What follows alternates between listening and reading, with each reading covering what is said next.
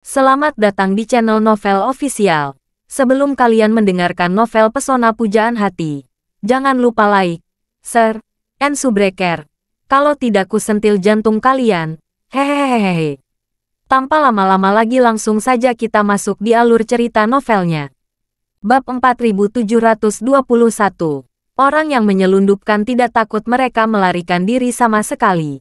Karena mereka tidak membawa penyelundup langsung ke Amerika Serikat, tetapi ke Meksiko terlebih dahulu.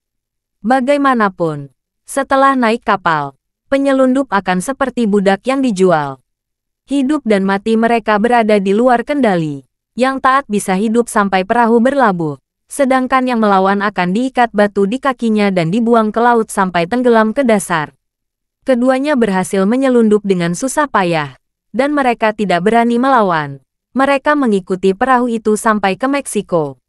Setelah turun di Meksiko, keduanya dipaksa untuk memasukkan beberapa bungkus selundupan ke dalam dubur mereka. Dan kemudian melakukan perjalanan dari Meksiko ke Amerika Serikat dengan identitas palsu yang diberikan oleh orang-orang yang menyelundupkan mereka. Sesuai dengan harga penyelundup, ada diskon $3.000 AS untuk satu kali pengiriman. Jika bersedia mengikuti instruksi dengan jujur dan mendapatkan uang untuk melunasi hutang, mereka akan dapat memperoleh kembali kebebasan mereka. Jika tidak, geng Meksiko dan geng Amerika yang bekerja sama dengan para penyelundup dapat membuat mereka pergi ke hutan belantara kapan saja. Keduanya tidak berdaya dan hanya bisa melakukan apa yang diperintahkan. Dalam 2 bulan, mereka berlari bolak-balik 10 kali sebelum mendapatkan kembali kebebasannya. Saat itu, Martha yang bertugas mengatur mereka masuk dan keluar perbatasan dan mengambil barang di sisi AS. Martha telah membuat beberapa nama pada waktu itu, dan bertemu dengan seorang laki-laki Asia yang berspesialisasi dalam membuang barang selundupan dari Meksiko ke Amerika Serikat dan di seluruh dunia. Kemudian, dia menunggu keduanya melunasi hutang kepada penyelundup. Martha kemudian menarik mereka berdua. Meskipun Martha melakukan kejahatan ke dunia luar, dia juga tahu pentingnya stabilitas tim. Jadi ketika ketiganya mengikutinya, dia tidak memperlakukan mereka dengan buruk. Jose bekerja relatif keras, dan dia telah membuat beberapa pesanan sendiri. Jadi dia telah menghasilkan setidaknya 2 atau 3 juta dolar AS di tahun-tahun ini. Setara dengan 10 atau 20 juta yuan. Killer masih muda dan tidak mudah dibodohi menjadi orang parubaya dan lanjut usia. Jadi penghasilannya relatif rendah. Namun meskipun demikian, dia bisa menghasilkan jutaan dolar selama bertahun-tahun.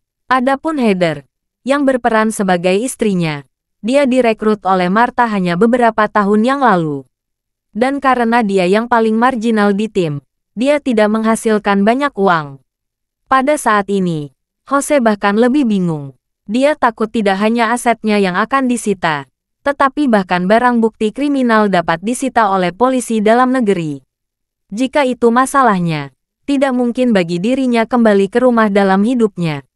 Jadi dia bertanya kepada Martha dengan panik. Martha, kamu bilang kita tidak pernah melakukan kejahatan apapun di Tiongkok. Dan kita belum dapat kembali baru-baru ini. Bagaimana polisi bisa menemukan kita? Martha berkata dengan suara yang bermartabat dan dingin. Belum tentu polisi domestik menemukan kita. Seperti yang kamu katakan tadi, kita tidak melanggar hukum di Tiongkok. Dan mereka yang kita tipu untuk membawa barang ke China sama sekali tidak tahu identitas asli kita. Jadi di mata polisi domestik, kita adalah orang yang transparan. Jose tidak bisa menahan diri untuk tidak bertanya. Martha, menurutmu, apa yang sedang terjadi di sini? Mengapa polisi China bisa cepat sekali menemukan keluarga kita? Martha berkata dengan ekspresi tegas. Saya pikir seseorang di Amerika Serikat pasti melaporkan masalah ini. Laporan dari Amerika Serikat, Jose berseru. Kita tidak menyinggung siapapun di Amerika Serikat. Selain itu, Martha, saya mengenal kamu bertahun-tahun, dan saya tidak tahu apa-apa tentang keluargamu. Lalu siapa yang bisa memberikan informasi kita kepada polisi Cina dengan begitu akurat? Martha menggelengkan kepalanya dan berkata dengan ekspresi yang sangat suram. Saya juga tidak tahu tentang ini, tetapi saya selalu memiliki intuisi. Jose buru-buru bertanya, intuisi apa? Martha berkata, saya pikir masalah ini ada hubungannya dengan Elaine itu. Bab 4722, Elaine. Ketika Jose mendengar ini, dia tercengang. Segera, dia bertanya dengan tidak percaya. Martha, maksudmu Elaine yang melaporkan kita? Dia tidak tahu identitas kita yang sebenarnya. Martha berkata dengan ekspresi serius. Saya pikir insiden dalam keluarga kita tidak dapat dipisahkan dari penangkapan Elaine. Mungkin karena dia. Tapi kalau kamu meminta saya menunjukkan bukti substantif, saya juga tidak dapat memberikannya. Killer di samping berkata dengan cepat. Bibi Martha, saya pikir Elaine hanya seorang pecundang tua. Dia bisa kita bodohi dengan mudah. Dia tidak memiliki kemampuan hebat. Heather juga bergema. Ya, Bibi Martha. Elaine tidak terlihat seperti seseorang dengan keterampilan yang nyata. Martha berkata dengan dingin. Apakah kalian ingat menantunya? Ingat, Killer berkata. Bukankah dia bernama Charlie Wade? Ya, itu dia. Martha mengangguk berat dan berkata dengan dingin. Memikirkannya sekarang. Aku selalu berpikir anak itu sepertinya tidak biasa. Heather memiringkan kepalanya untuk berpikir sejenak. Lalu berkata, Bibi Martha, selain tampan, sepertinya tidak ada yang aneh dengan anak itu, kan? Martha berkata dengan ekspresi serius. Saya tidak bisa memberitahu kalian secara spesifik. Ini hanya intuisi. Saat dia mengatakan itu, dia tiba-tiba teringat sesuatu. Dia mengeluarkan ponsel yang dia gunakan secara eksklusif untuk berkomunikasi dengan keluarganya, dan dengan cepat membalik-balik sesuatu. Setelah melihatnya untuk waktu yang lama, Martha berkata dengan wajah bingung. Aneh, mengapa tidak ada gerakan sama sekali? Killer bertanya dengan rasa ingin tahu. Bibi Martha, apa yang kamu bicarakan? Martha berseru. Penangkapan Elaine sejauh ini belum dilaporkan oleh media manapun. Padahal ada barang bukti 5 kg barang yang Elaine bawa. Ini akan menjadi kasus besar dimanapun. Dan pasti akan ada banyak berita di New York. Hal semacam ini seharusnya diberitakan sesegera mungkin. Tetapi mengapa tidak ada berita sama sekali? Killer buru-buru bertanya. Bibi Martha, kata kunci apa yang kamu cari? Martha berkata, saya mencari kata kunci bandara JFK, penangkapan, dan selundupan. Yang saya temukan hanya berita-berita lama. Bahkan ada berita tentang ditemukannya 50 gram selundupan. Bayangkan, 50 gram saja langsung diberitakan. Mengapa 5 kilogram tidak? Killer mengerutkan kening dan bergumam. Benar-benar aneh mengatakannya. Menurut karakter bea cukai dan polisi, untuk menemukan kasus sebesar itu, seluruh dunia pasti mengetahuinya. Martha berkata dengan sangat serius, pasti ada yang menekan masalah ini. Dan saya pikir manipulator di belakang layar pasti ada hubungannya dengan Elaine. Setelah itu, Martha berkata lagi, saya mengerti situasi Elaine. Seperti yang kamu katakan, dia hanya pecundang tua. Dia tidak memiliki keterampilan nyata. Dia mudah dibodohi. Jadi tebakan saya, menantunya. Persetan Killer menamparkan bibirnya dan berkata, haruskah kita memberitahu yang di atas dan meminta mereka memeriksa bocah yang bernama Charlie itu? Martha menggelengkan kepalanya dan berkata, kalau dia benar-benar orang di belakang layar, maka kekuatannya sangat menakutkan. Kamu harus tahu bahwa dia dapat menekan berita besar seperti itu di Amerika Serikat, dan juga tahu situasi keluarga saya dan Sarah di Cina dan melaporkan ke polisi. Selain itu, ada premis yang sangat penting di sini. Dia pasti telah mengetahui identitas asli saya dan Sarah. Dia bisa mengetahui anggota keluarga kita melalui identitas asli kita. Dan dia dapat mengetahui identitas kita berdua yang sebenarnya dalam waktu singkat. Energi di balik ini mungkin jauh di luar pengetahuan kita. Killer tiba-tiba teringat sesuatu pada saat ini dan berkata, itu tidak benar, Bibi Martha. Kalau menantu Elaine benar-benar memiliki kekuatan yang begitu kuat, seharusnya Elaine tidak dapat dibodohi oleh kita. Dengan karakternya, jika menantunya sangat kuat, Elaine pasti akan sombong pada kita. Dia tidak akan mau bermain denganmu sama sekali. Martha berkata dengan sangat tegas. Ini hanya bisa menunjukkan satu hal. Si idiot Elaine itu tidak tahu orang macam apa menantunya itu. Ketika Jose mendengar ini, dia berkata, kalau saja ada kesempatan untuk menculik Elaine itu. Saya tidak peduli dari mana menantunya berasal. Kalau dia tidak mengganti uang yang disita di rumahku, aku akan menusuknya dengan pisau. Martha berkata dengan dingin, Jose, aku sarankanmu kamu berhenti bermimpi. Kalau menantu Elaine itu ingin mengeluarkan Elaine dari penjara, dia pasti menangkap kita. Anak itu mengetahui identitas asli kita. Aku khawatir kita mungkin akan bernasib buruk. Bab 4723. Wajah Killer menjadi pucat karena ketakutan. Dan dia berkata, Bibi Martha, apa yang harus kita lakukan sekarang? Martha berkata, sepertinya benar saya memilih pergi ke Meksiko.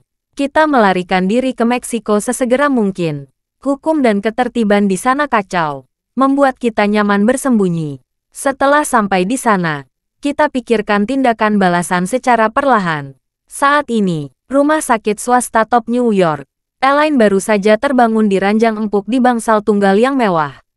Meski tulang rusuknya patah, untungnya masalahnya tidak serius. Dokter memberinya obat oral dan topikal, yang membantunya meminimalkan rasa sakit, sehingga rasa sakitnya hampir tidak terasa. Namun, tidak seperti badannya. Roh Elaine tersiksa sepanjang malam. Dia tidur semalam dan memiliki banyak mimpi buruk. Meskipun setiap mimpi berbeda, masing-masing berakhir dengan dia dijatuhi hukuman mati oleh pengadilan. Malam itu, Elaine tidak tahu berapa kali dia terbangun, dan berapa kali dia menangis sambil memeluk bantal. Meskipun Charlie memberinya pengacara yang sangat kuat, dia masih takut tidak akan bisa menyelesaikan masalahnya. Pada saat ini, ada banyak petugas polisi yang berjaga di luar pintu bangsal. Untuk mencegah Elaine melarikan diri, mereka tinggal di sini semalaman. Dokter wanita Cina yang diatur khusus oleh rumah sakit untuk Elaine baru saja datang untuk mengitari ruangan. Setelah beberapa petugas polisi menyilakan, dokter wanita mengetuk pintu dengan ringan, dan kemudian mendorong pintu terbuka. Melihat Elaine sudah bangun, dia bertanya dengan sangat sopan, Nyonya Parker, bagaimana perasaanmu sekarang? Apakah bisa tidur nyenyak semalam? Mata Elaine merah, air mata terus menetes, dan dia tersedak. Tadi malam, saya tidak tahu berapa kali saya dijatuhi hukuman mati. Dokter, ini sangat tidak adil. Dokter wanita itu berkata tanpa daya, Nyonya Parker, saya percaya Anda tidak bersalah. Tapi bagaimanapun juga, saya hanya seorang dokter. Hakim memiliki keputusan akhir untuk hal semacam ini. Setelah itu, dokter wanita itu bertanya lagi, apa yang ingin Anda makan untuk sarapan? Jika Anda menginginkan sesuatu, Anda dapat memberi tahu saya. Saya akan mengatur staf logistik untuk menyiapkannya. Elaine bertanya, apa ada yang perlu saya hindari dalam pola makan saya? Dokter wanita menggelengkan kepalanya dan berkata, dokter yang merawat Anda mengatakan bahwa cedera Anda bukan masalah besar. Soal makanan, ini terserah Anda sendiri. Elaine berkata, kalau begitu aku ingin makan ginseng laut. Lebih baik ginseng rebus dengan millet. Orang bilang ginseng laut menyehatkan tubuh. Sepertinya mereka yang bermain sepak bola makan ginseng laut setiap hari. Dokter wanita itu mengangguk dan berkata, tidak masalah. Rumah sakit kami mungkin tidak memiliki hal semacam ini. Saya akan meminta seseorang pergi ke restoran Cina untuk membelinya untuk Anda nanti. Elaine dengan cepat bertanya lagi. Ini, aku tidak perlu mengeluarkan uangku sendiri, kan? Tidak, dokter wanita itu berkata dengan sungguh-sungguh. Anda tidak perlu menanggung semua biaya di sini. Pengacara Anda telah menandatangani tagihan untuk Anda. Ketika Elaine mendengar ini, dia bersemangat dan berkata dengan cepat, kalau begitu tolong minta mereka memasakkanku bubur lobster. Tidak masalah, dokter wanita itu setuju tanpa ragu-ragu. Elaine ingat sesuatu.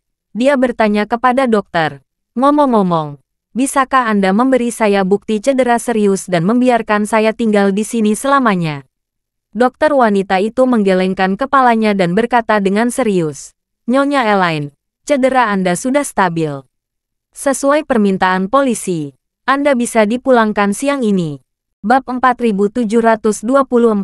Apa? Elaine sepertinya telah mendengar kata-kata paling kejam di dunia, dan berkata, "Mengapa membiarkan saya keluar dari rumah sakit begitu cepat? Kalau saya meninggalkan rumah sakit, bukankah saya harus pergi ke pusat penahanan?" Dokter wanita itu berkata dengan nada meminta maaf. "Maaf, Nyonya Elaine. Bagaimana pengaturan Anda setelah keluar dari rumah sakit?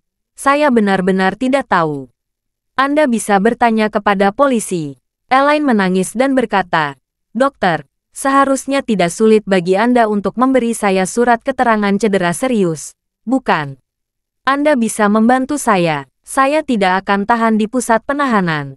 Dokter wanita itu berkata tanpa daya, "Nyonya Elaine, hal semacam ini tidak dapat dipalsukan di Amerika Serikat. Kalau saya memberikan surat keterangan seperti itu, polisi pasti akan meminta dokter lain untuk memeriksanya. Kalau surat keterangan saya terbukti palsu, saya tidak akan pernah memenuhi syarat untuk berlatih kedokteran lagi dalam hidup saya." Elaine berkata, "Apa yang Anda katakan hanyalah masalah kemungkinan. Itu mungkin tidak akan benar-benar terjadi. Anda harus mengasihani saya dan membantu saya yang sudah tua ini. Saya pernah ke pusat penahanan sebelumnya. Seseorang mematahkan kaki saya. Saya tidak tahu lingkungan seperti apa di sana. Kalau Anda membiarkan saya masuk lagi, saya mungkin akan diganggu." Dokter wanita itu menggelengkan kepalanya berulang kali dan berkata, "Maaf, Bu, ini masalah prinsip. Saya tidak dapat membantu Anda." Elaine menggertakkan giginya dan berkata, "Dokter, jika tidak, Anda bisa mematahkan salah satu tulang rusuk saya. Kalau dua tulang rusuk patah, Anda tidak dapat mengusir saya dari rumah sakit, kan?" Dokter wanita itu berkata dengan malu-malu, "Nyonya Elaine, kalau saya melakukan ini, saya akan terancam pencabutan kualifikasi medis saya.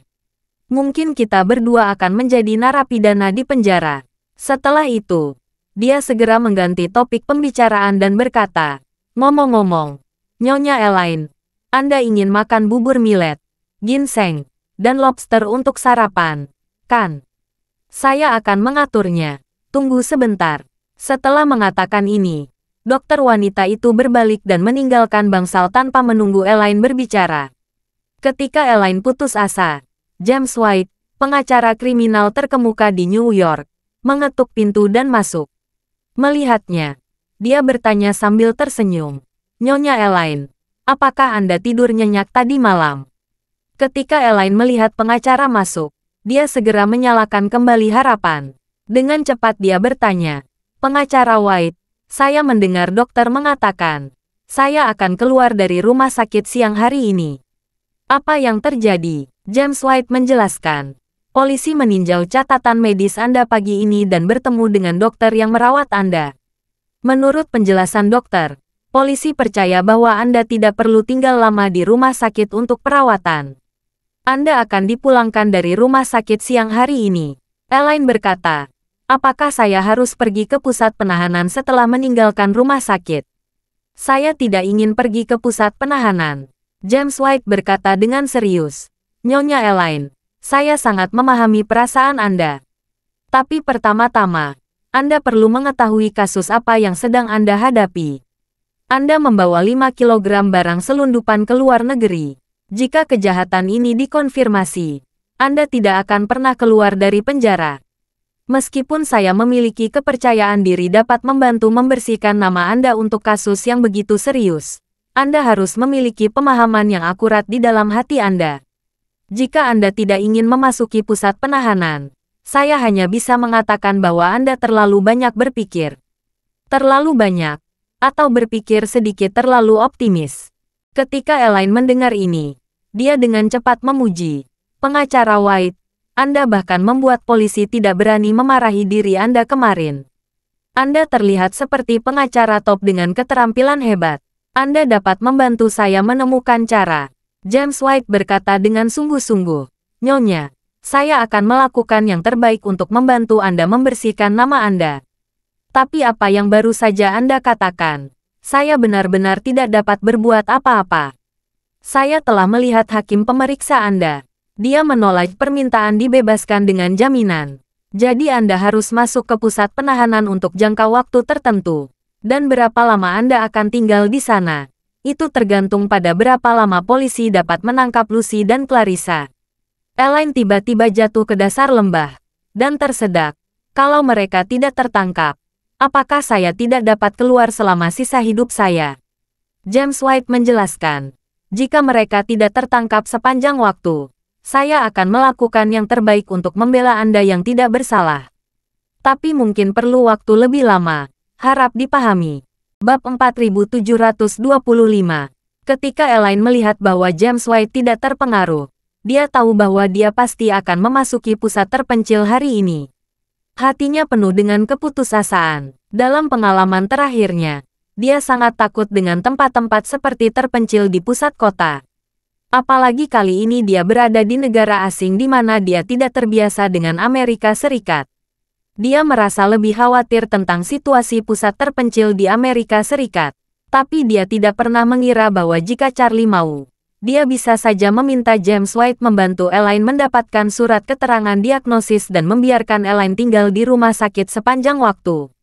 Jika Martha dapat ditangkap sesegera mungkin, Elaine mungkin tidak perlu menunggu sampai memasuki pusat terpencil untuk sepenuhnya bebas dari kualitas. Tapi Charlie merasa bahwa dalam hal ini, Elaine pasti tidak akan mendapat pelajaran. Itu sebabnya dia secara khusus meminta Jordan untuk memberitahu James White agar tidak membiarkan Elaine tinggal di rumah sakit terlalu lama, dan mengirimnya ke pusat terpencil hari ini juga. Pada saat ini, James White melihat ekspresi keputusasaan Elaine. Jadi dia menghibur. Nyonya Elaine, menantu Anda sudah membantu Anda menemukan pengacara untuk menyelesaikan kasus ini sesegera mungkin. Anda tidak perlu terlalu khawatir akan tinggal di pusat terpencil selama 10,5 hari. Anda pasti akan keluar. Elaine tahu bahwa dia tidak punya pilihan lain selain menunggu. Jadi dia mengangguk ringan. Meskipun dia enggan di dalam hatinya, dia hanya bisa menerima nasibnya saat ini. Melihat Elaine dalam suasana hati yang sangat rendah, James White berkata lagi, Nyonya Elaine, setelah Anda berada di penjara, saya akan mengatur seorang saya untuk menyetor dana yang cukup ke rekening penjara Anda. Anda dapat menyimpan uang Anda di dalam penjara. Anda dapat membeli apapun yang Anda perlukan di penjara. Anda dapat menelepon keluarga ketika tiba waktunya untuk dibebaskan. Anda juga dapat menelepon putri dan menantu Anda. Mendengar ada kemungkinan menghubungi dunia luar, suasana hati Elaine sedikit mereda. Sejak penangkapannya, dia sangat merindukan putri dan menantunya. Selain panggilan telepon dengan mereka, dia tidak pernah memiliki kesempatan untuk berhubungan dengan mereka berdua.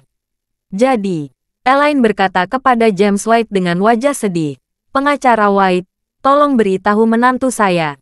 Dia harus melakukannya sesegera mungkin. Apakah saya dapat kembali ke Tiongkok hidup-hidup atau tidak, sepenuhnya bergantung padanya sekarang. James White mengangguk dan berkata dengan serius, Nyonya Elaine, jangan khawatir. Ponsel saya dipegang oleh polisi di pintu. Saya akan menghubungi menantu Anda setelah saya memegangnya kembali. Setelah itu, James White menambahkan, omong-omong, Nyonya Elaine, jangan lupa makan siang enak sepuasnya di rumah sakit. Setelah makan siang, polisi akan membawa Anda langsung ke pusat kota terpencil. Dan saya ada banyak pekerjaan yang harus saya tangani. Siang ini aku tidak bisa menemani. Elaine buru-buru bertanya, Pengacara White, ke penjara mana saya akan dikirim? James White menjawab, Nyonya Elaine, atas permintaan hakim, Anda akan dikirim ke fasilitas pemasyarakatan Bedford Hills di bagian utara New York. Elaine bertanya, apakah lembaga pemasyarakatan ini tidak seserius penjara? Tidak, James White menjelaskan. Meskipun namanya lembaga pemasyarakatan, sebenarnya itu adalah satu-satunya penjara wanita di New York yang didedikasikan untuk penjahat dan tersangka. Bab 4726. Penjahat. Elaine sangat kaget saat mendengar kata penjahat. Dia berkata, Pengacara White, dapatkah Anda memikirkan cara agar saya masuk ke pusat terpencil saja? Seorang wanita tua seperti saya yang tidak berdaya. Bagaimana cara bertarung dengan penjahat-penjahat itu, agar saya tidak memukul sampai mati di dalam? James White berkata tanpa daya. Maaf, Nyonya Elaine. Ini aturan operasi sistem perdagangan New York. Dilihat dari kejahatan yang berpusat pada Anda, lembaga pemasyarakatan Bedford Hills adalah satu-satunya tempat yang Anda tuju. Saya tidak bisa menyelesaikan hal ini. Saya seorang pengacara, dan saya harus melakukan hal-hal dalam kerangka yang diizinkan oleh hukum, tidak merusak kerangka hukum. Elaine tiba-tiba panik dan bertanya, "Pengacara White, apakah Anda mengenal seorang tiran di dalam penjara? Orang yang paling kuat di penjara dan suka berbohong kepada siapapun yang dia inginkan." "Ini," James White berkata dengan malu, "sejauh yang saya tahu, seharusnya ada fenomena seperti itu di penjara di negara manapun. Namun Anda tidak perlu terlalu khawatir. Secara umum, selama Anda tidak memprovokasi, para tiran penjara itu tidak akan mengalami konflik dengan orang-orang seusiamu. Setelah masuk, Anda dapat memanggilku jika memiliki pertanyaan. Aku akan mengatur seseorang untuk menyelesaikannya." Mendengar apa yang disampaikan James White, Elaine sedikit lega. Memikirkan apa yang terjadi di pusatnya terpilih terakhir kali. Dia berpikir dalam hati, terakhir kali. Itu terutama karena ada dua musuh, Nyonya Wilson dan Wendy. Sehingga tiran penjara Jennifer berubah pikiran dan mengungkapkan dirinya. Jika tidak ada bajingan Jennifer ini, mereka tidak akan menyusahkan wanita tua seperti dirinya. Ketika saya sampai di pusat terpencil Amerika ini, saya akan mencoba yang terbaik untuk tidak menonjolkan diri. Seharusnya tidak menjadi masalah jika saya menginstalnya. Pada saat ini, James White melihat waktu dan berkata, "Nyonya Elaine, saya ada urusan lain yang harus diselesaikan. Saya pergi dulu." Ketika Anda tiba di lembaga pemasyarakatan Bedford Hill, jika Anda membutuhkan sesuatu, silakan hubungi saya kapan saja. "Oke," Elaine mengangguk cepat. James White mengingatkan lagi, "Omong-omong, Nyonya Elaine, jangan lupa makan siang yang enak." Setahu saya, karena parlemen telah mengurangi anggaran penjara, makanan di penjara benar-benar tidak enak. Bahkan jika Anda punya uang, tidak semuanya bisa dibeli. Elaine berkata, "Jadi, saya harus meminta rumah sakit menyiapkan makanan lengkap untuk saya siang ini." Siang, setelah menikmati makan siang mewah yang sebanding dengan pesta Manchuria yang lengkap, Elaine dibawa keluar dari rumah sakit oleh polisi. Karena Elaine bermaksud mengangkut hingga 5 kilogram selundupan, dia akan dikirim ke fasilitas pemasyarakatan Bedford Hills di Westchester County, bagian utara New York, seperti yang diperintahkan oleh hakim. Ini adalah satu-satunya penjara wanita di New York yang didedikasikan untuk penjahat atau tersangka penjahat. Di penjara ini, ada hampir 1.000 tahanan, mulai dari pembunuhan, pembakaran, dan perdagangan narkoba. Para tahanan di sini lebih kejam dari yang terakhir. Setelah Elaine dibawa ke penjara, dia terlebih dahulu menyerahkan barang-barang pribadinya, lalu menyelesaikan serangkaian pemeriksaan penjara atas permintaan penjaga penjara. Dia kemudian mendapatkan nomor serinya di penjara ini, narapidana nomor 1024. Pada akhirnya, atas tuntutan penjaga penjara, Elaine mengganti pakaian penjara dan dibawa ke area penjara oleh penjaga. Elaine, yang telah memasuki pusat terpencil untuk kedua kalinya, meskipun dia berada di negara asing, dia akrab dengan serangkaian prosedur ini. Pada saat ini, apa yang dia pikirkan adalah takdir seperti apa yang akan dia temui. Terakhir kali dia memasuki pusat terpencil, dia bertemu Nyonya Wilson dan Wendy, serta Jennifer, yang lebih kuat dari seekor lembu. Beberapa hari itu seperti neraka baginya. Kali ini, dia hanya berharap bisa bertemu dengan beberapa orang normal. Mengikuti beberapa penjaga penjara ke dalam sel, penjaga membawa langsung ke sel nomor 12. Setelah tiba di pintu, penjaga penjara berteriak ke dalam melalui gerbang besi tebal. Semua orang berdiri dan segera berkumpul. Elaine menginjakkan kakinya dan melihat ke dalam, hanya untuk melihat sel nomor 12, yang berukuran setidaknya ratusan meter persegi. Dan seluruh sel secara simetris dibagi menjadi sisi kiri dan kanan oleh tembok rendah setinggi sekitar 1 meter, dengan lorong di tengah. Di sisi kedua adalah ruang semi terbuka yang dibangun oleh dinding rendah. Bab 4727. Di ruang semi terbuka ini, terdapat tempat tidur single kecil di kiri dan kondisinya. Pada saat ini, Para tahanan sedang beristirahat. Beberapa berbaring di tempat tidur, dan beberapa duduk di kepala tempat tidur dan berbicara dengan orang lain. Mendengar suara keras dari penjaga penjara, kelompok itu perlahan bangkit dan mengganggu di bagian dalam koridor tengah. Penjaga penjara tidak terburu-buru untuk membuka pintu saat ini. Dia menghitung jumlah orang dan memastikan bahwa semua orang telah bertahan. Kemudian dia berkata di walkie-talkie, "Buka pintu 12. Begitu suara itu jatuh, pintu pagar besi yang berat itu terbuka secara otomatis. Kedua penjaga penjara masuk terlebih dahulu dengan tongkat. Sementara dua penjaga lainnya menahan Elaine dan mengikuti di belakang. Setelah masuk, Elaine langsung dibawa ke depan sekelompok tahanan wanita oleh penjaga. Dan kelompok tahanan wanita dengan warna kulit yang berbeda ini, mulai dari usia 18 hingga 50 atau 60 tahun, memandang Elaine dengan pelanggaran atau provokasi. Di mata mereka, wanita ras kuning berusia 50-an ini, sekilas terlihat seperti orang sial yang mudah diganggu. Penjaga penjara menunjuk Elaine pada saat ini dan berkata kepada orang banyak, "Dia No. 1024, dia akan tinggal di penjara ini mulai sekarang." Elaine pasrah, melambai kepada semua orang, dan berkata dengan senyuman yang dipaksakan, Halo." Tak satu pun dari penjaga wanita yang hadir memperhatikannya. Sebaliknya, banyak orang memandangnya dengan penuh minat, dan sepertinya ada beberapa motif tersembunyi di mata mereka, yang membuat Elaine agak gugup. Salah satu penjaga penjara menunjuk ke tempat tidur kosong dan berkata kepada Elaine, 1024, kamu akan tidur di tempat tidur itu. Elaine mengangguk cepat. Beberapa penjaga tidak banyak bicara. Setelah Elaine tenang, mereka berbalik dan langsung meninggalkan sel. Segera setelah penjaga penjara pergi, seorang wanita kulit putih berambut merah berusia 30-an datang ke Elaine. Dia bertanya dengan nada menghina, "Hei, baru di sini. Beritahu saya mengapa Anda masuk di sini." Elaine terdiam sejenak, dan berkata dengan ragu-ragu, Aku karena... Melihat Elaine duduk dan tidak berbicara tentang poin utama, wanita itu segera menegur, "Saya beritahu kamu, saya yang terbesar di sel ini. Apa yang saya tanyakan, harus kamu jawab.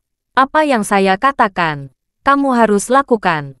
Atau lebih tepatnya, karena aku akan meninju kotoranmu." Elaine mengalami ketakutan, dan dengan cepat berkata, Aku membawa barang selundupan."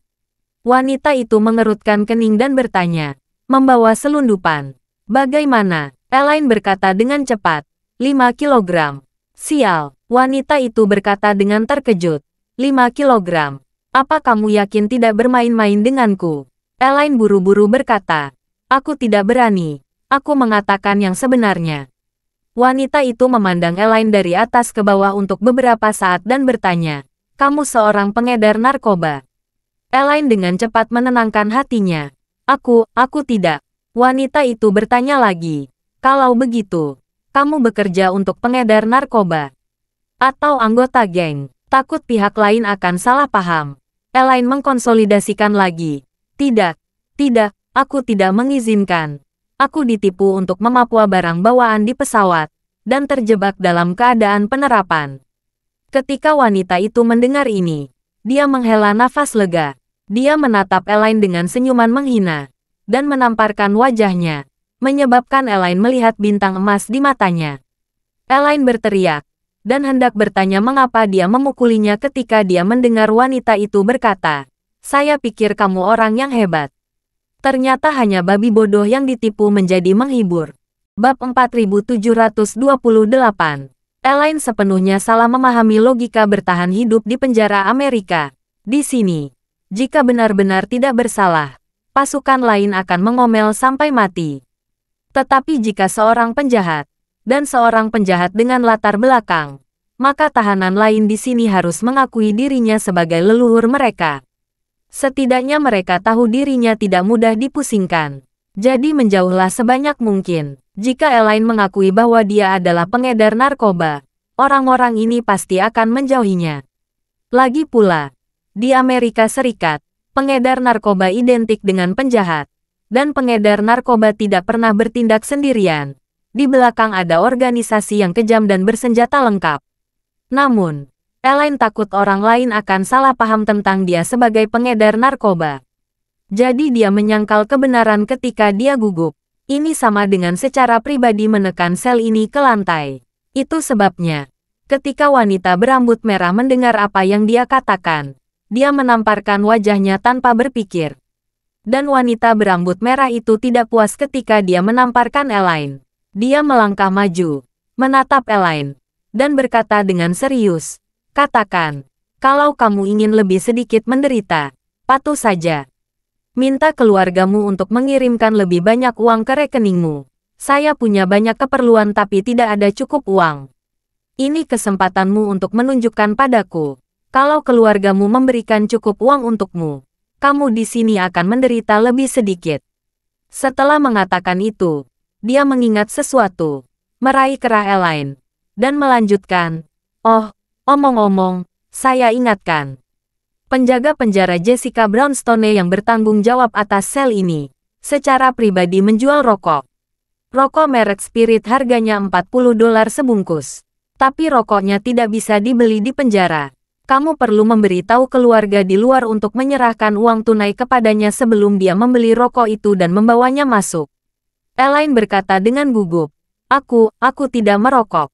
Wanita berambut merah itu mencibir, dan menamparkan wajah Elaine lagi, lalu membentaknya, "Bodoh.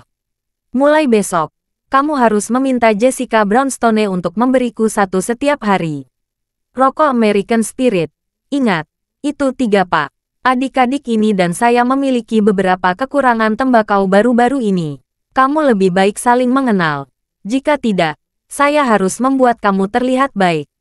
Elaine tiba-tiba berkata dengan wajah sedih, "Saya baru saja dikurung, dan saya belum sempat menghubungi keluarga saya. Di mana saya bisa membelikan kamu rokok?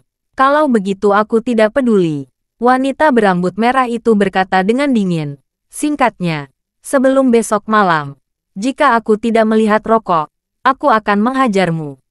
Setelah itu, dia diperingatkan lagi, "Oh, omong-omong, saya lupa memberitahu. Kalau kamu berani melapor, saya akan memasukkan gagang sikat gigi yang tajam ke tenggorokanmu. Kalau tidak percaya, kami akan melakukannya. Tunggu saja." Elaine sangat ketakutan sehingga dia menangis. Pada saat ini, seorang wanita muda Tionghoa melangkah maju dan berbisik, "Bibi, pria berambut merah ini bernama Klu. Dia sudah berada di lembaga pemasyarakatan Bedford Hills selama 5 tahun, dan dia terkenal di sini. Dia memiliki banyak pengikut di sel kita.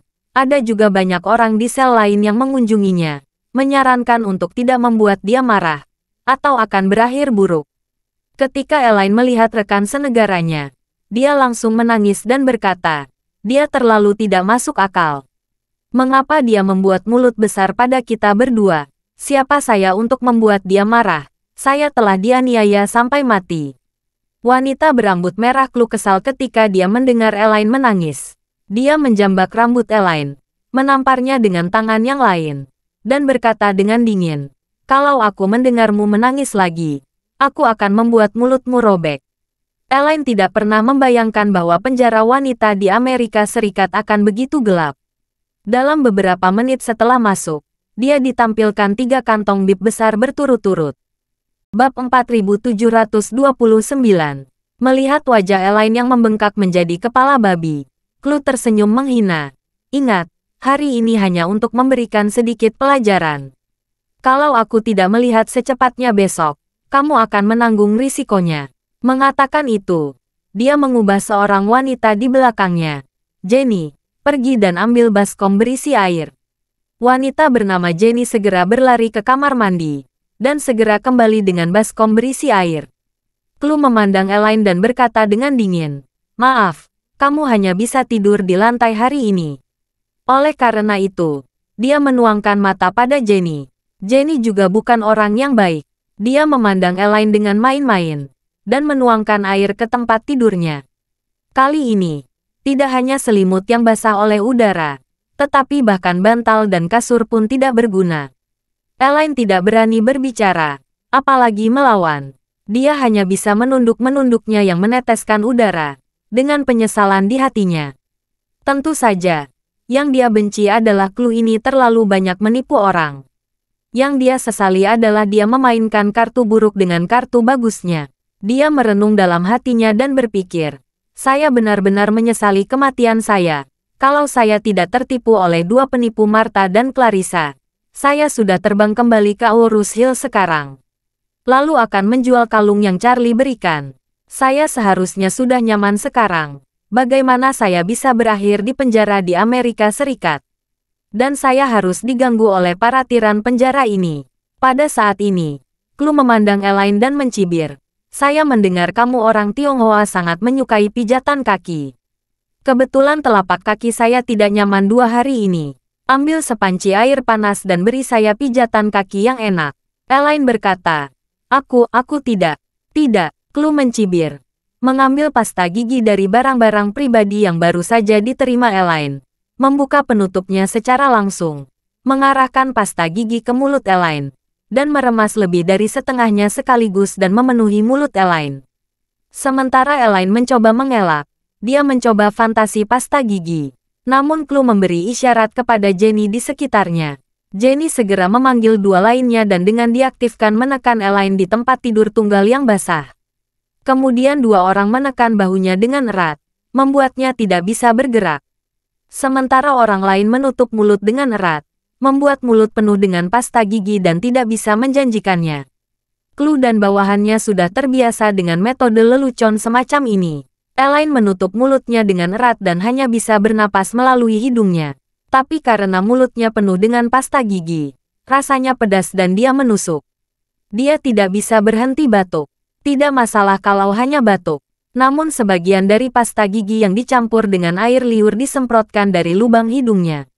Membakar seluruh saluran pernapasan bagian atas, membuat seluruh tubuh sangat sakit.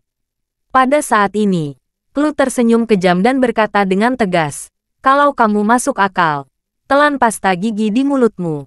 Atau, aku akan pergi ke toilet untuk memberi makan kamu. Ketika Elaine mendengar ini, dia sangat ketakutan sehingga dia kehilangan akal sehatnya. Dia mengabaikan pasta gigi yang pedas dan dendeng, sehingga dia hanya bisa pasrah dan menelan pasta gigi di mulut sedikit demi sedikit. Elaine, yang memakan sebagian besar pasta gigi, merasakan rasa sakit yang membakar di seluruh kerongkongan dan perut. Dia tidak bisa menahan air matanya. Dia tidak bisa menahan tangis di dalam hatinya. Bagaimana iblis wanita berambut merah ini bisa jauh lebih buruk daripada Jennifer?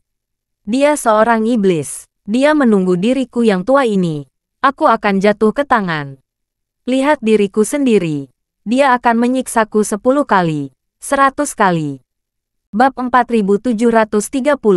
Elaine pingsan ketika dia mendengarnya. Tapi untuk sementara dia tidak berani berbicara. Melihat seluruh area penjara menonton leluconnya, tidak ada yang ingin berbicara adil untuk dirinya sendiri. Dia hanya bisa menahan sakit dan mengangguk. Meskipun Elaine kesal di dalam hatinya, menghadapi Clue ini, dia tidak berani membangkang sama sekali. Lagi pula, orang-orang berada di bawah atap dan harus menundukkan kepala. Belum lagi dia masih di negara asing. Perasaan tidak berdaya bahkan lebih yang ku mau. Untungnya, Elaine bisa membungkuk dan mencium tubuhnya. Melihat dia tidak bisa menyinggung Clue ini, dia hanya bisa merendahkan diri. Melihat dia telah menelan semua pasta gigi di mulut, Clue tersenyum menghina, dan bertanya dengan dingin, apakah kamu ingat pasta gigi tadi? Bagaimana kamu harus memijat kaki seseorang? Elaine buru-buru menganggukkan kepalanya seperti menumbuk bawang putih dan berkata, aku ingat, aku ingat. Clue bertengkar dan memarahi. Karena kamu mengingatnya, mengapa tidak buru-buru mengambil baskom air untuk membasuh kakiku? Atau kakimu akan patah. Begitu Elaine mendengar bahwa dia akan mematahkan kakinya, dia berteriak ketakutan. Dan dengan cepat mengambil baskom dan berkata, aku pergi, aku pergi. Setelah itu, Elaine berlari dan membawa baskom berisi air panas ke kamar mandi. Melihat penampilan Elaine yang patuh, Clue tahu di dalam hatinya bahwa pendatang baru ini sudah berhasil dia kejutkan. Clue telah berada di lembaga pemasyarakatan Bedford Hills untuk waktu yang lama. Dia memahami, Hukum yang lemah adalah cara paling dasar untuk bertahan hidup. Untuk seorang tiran penjara seperti Clue, jika dia ingin ketenangan, dia harus berkumpul dengan setiap pendatang baru yang masuk. Pastikan untuk memenuhi semua keinginannya pada hari pertama pendatang baru tiba, dan jadikan dia anjing yang patuh. Hanya dengan cara ini dia dapat memastikan bahwa tidak akan ada tim kecil kedua di sel ini. Satu-satunya cara untuk memastikan bahwa posisi bos tidak terancam, dan setiap pendatang baru, jika ingin menyendiri di sel ini, dia harus memiliki kepalan tangan dan keberanian yang kuat. Sama seperti Elaine, jika dia berani melawan Clue pada hari pertama dia masuk, di bawah provokasi Clue, dia akan melawan Clue terlebih dahulu. Bahkan jika dia dimarahi dengan darah, beranikan diri dan jangan menuruti kepala. Clue tidak akan pernah datang untuk mengganggunya lagi. Bahkan dia akan segera mengubah strateginya. Dari menduduki intensitas tinggi di awal menjadi menang dan menang. Tetapi jika Elaine diinjak-injak oleh Clue pada hari pertama, maka selama dia masih di penjara ini di masa depan, dia tidak akan pernah bisa kembali ke depan Clue. Karena bagi orang-orang jahat seperti Clue, semakin jahat dan penurut, semakin dia akan diganggu dan ditindas secara gila-gilaan olehnya. Saat ini, Elaine tidak tahu bahwa di mata Clue, dia telah menjadi target yang memperkenalkan nakal. Dia awalnya ingin menggunakan tindakannya untuk menyenangkan Clue, tetapi dia tidak tahu bahwa Clue memiliki lebih banyak sinyal yang menunggunya.